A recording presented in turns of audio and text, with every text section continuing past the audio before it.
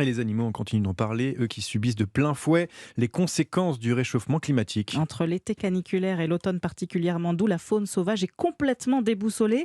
La reproduction et la migration des oiseaux et des poissons est particulièrement touchée, Louise Salé. Oui, la Ligue de protection des oiseaux n'a jamais observé un tel retard de migration.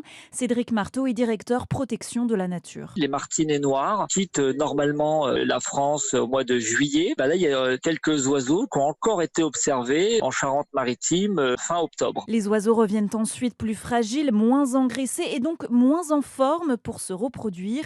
Les poissons connaissent eux aussi des difficultés à migrer.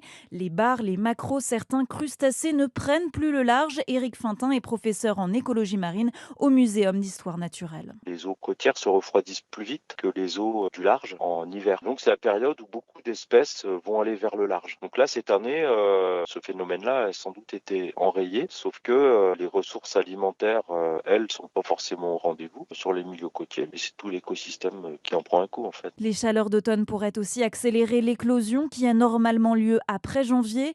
Les poissons risquent alors de naître déformés et d'avoir du mal à se nourrir. Louise Salé.